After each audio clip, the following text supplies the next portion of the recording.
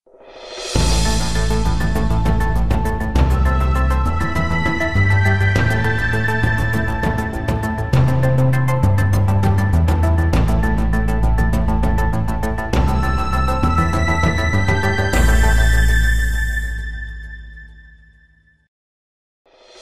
la une de cette édition, la compagnie ivoirienne d'électricité a organisé un forum relations clients pour mieux cerner les besoins de sa clientèle.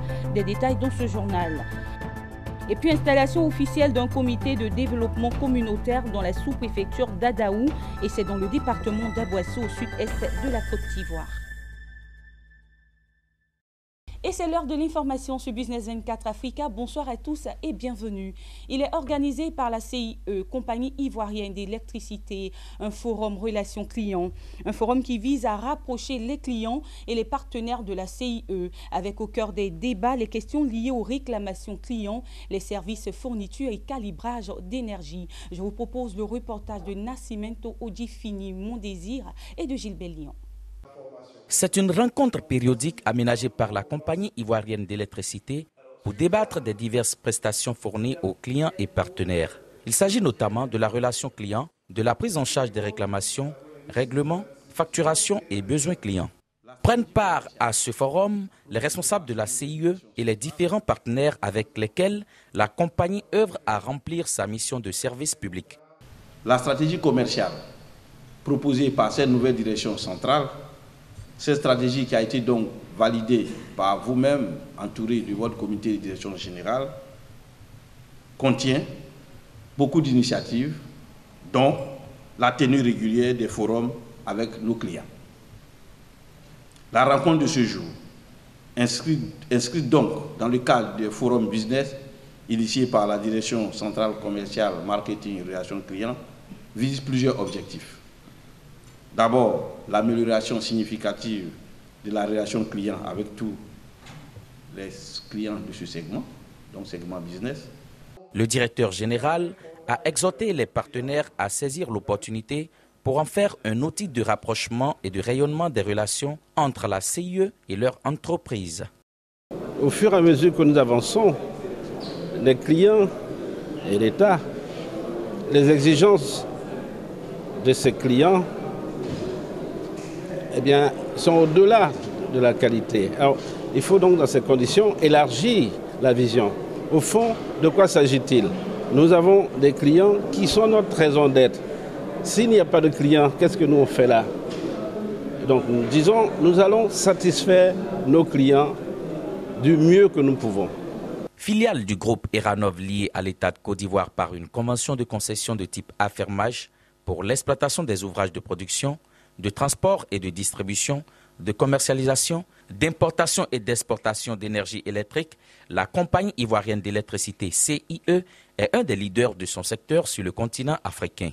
Avec un capital de 14 milliards de francs CFA, près de 22 millions d'euros, la CIE a pris le relais de l'ancienne compagnie nationale EECI.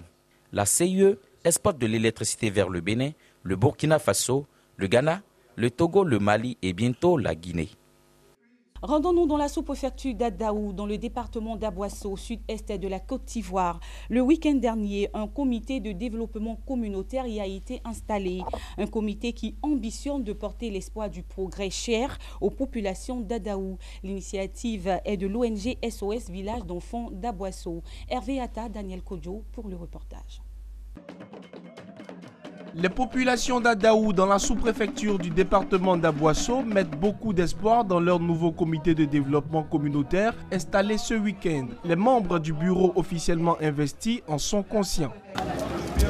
Voilà l'investiture officielle du bureau exécutif du comité de développement communautaire d'Adaou qui sont investis avec la caution du prince du 108. L'initiative est de l'ONG SOS Village d'enfants Aboasso. Grâce à cet outil de développement, elle espère mettre en œuvre la phase 2 de son programme qui consiste à la protection de l'enfant vulnérable par une action de renforcement de famille basée sur 3 axes. La protection de la famille sur le plan de la santé, l'éducation et la nutrition, le renforcement économique agissant sur les familles vulnérables par le financement de micro-projets et enfin la création de groupements de solidarité d'épargne et de crédit. L'objectif à terme est la protection de l'enfant. SOS Village d'enfants a décidé de mettre l'accent sur la prévention pour éviter que les enfants en difficulté perdent la prise en charge parentale. C'est ce qui sous-tend la création en 2007 du second programme dénommé Programme de renforcement de la famille, qui comprend 3 axes. Un axe, protection de l'enfant, le cœur de notre métier.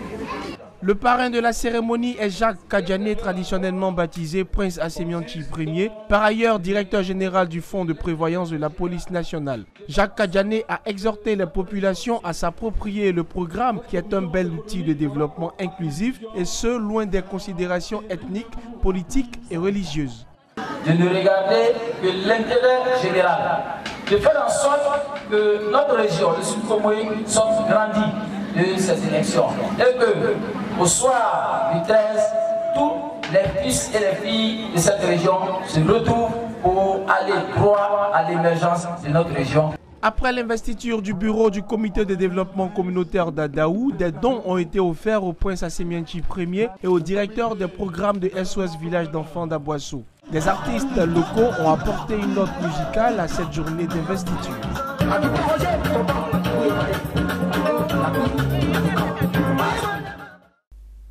Un mot de santé dans ce journal. Le combat contre la fistule obstétricale bat son plein en Côte d'Ivoire. À Gagnoa, dans le sud-ouest de la Côte d'Ivoire, l'ONG Aprosam, coordinateur du projet fistule obstétricale pour la région du Gao, sensibilise les populations sur la maladie qui se caractérise par la perte d'urine chez la femme due à un accouchement prolongé. Dans la région du Gao, plusieurs femmes ont subi des interventions chirurgicales et ont été guéries. Mais beaucoup restent encore à faire car certaines malades sont introuvables. Abel Kouaro, Hervé Blayon pour le reportage. À Gagnoa, ces femmes représentent l'espoir de la lutte contre la maladie de la honte. À la suite des interventions chirurgicales, elles sont 36 à être totalement guéries de la fistule obstétricale. Elles ont décidé de témoigner à visage découvert, comme pour dire que prises en charge, les femmes peuvent en guérir.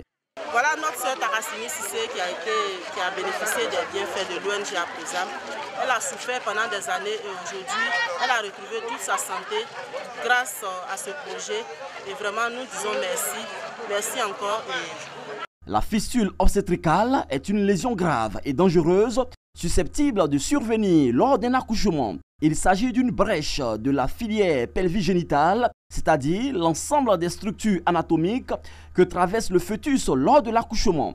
L'apparition d'une fistule obstétricale est directement liée à l'une des principales causes de mortalité maternelle, un travail difficile lors de l'accouchement ou l'absence de soins obstétricaux adéquats. Pour l'élimination totale de cette maladie, l'ONG Aprosam est en campagne de sensibilisation de masse, de prévention et de recherche active de cas de fistule obstétricale dans la ville de Gagnoa, en partenariat avec l'Association ivoirienne pour le bien-être familial AIBF, le Fonds des Nations Unies pour la population, l'UNFPA et l'Agence coréenne de coopération internationale COICA. Cette maladie, malheureusement, quand on la contracte, tel que ça a été imagé, les femmes se cachent. Donc il s'agit pour nous de trouver les voies et moyens de faire passer le message que ces femmes-là puissent s'adresser à la direction régionale, aux structures sanitaires pour être recensées, pour qu'à travers l'appui de l'ONG Aprosam et ses partenaires, nous puissions, dès le mois d'octobre, les soumettre à un traitement qui va les guérir à jamais du mal. Cette campagne de sensibilisation de la fistule obstétricale est conduite par Aprosam et ses partenaires aussi bien à Gagnoa qu'à San Pedro. Des informations en images à présent. 10,83 est le nombre de fois que le placement privé réalisé par le groupe égyptien de services financiers Saward Capital a été souscrit, et ce dans le cadre de son introduction en bourse. Notons que le groupe est détenu à hauteur de 72% par l'égyptien américain Enterprise Fund.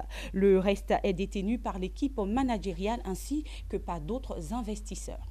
Et puis en 2017, l'Afrique comptait 2490 personnes ayant au moins une fortune personnelle de 30 millions de dollars. Selon une étude publiée en septembre dernier par le cabinet de recherche singapourien WealthX, ce chiffre représente une hausse de 8,5% par rapport à 2016.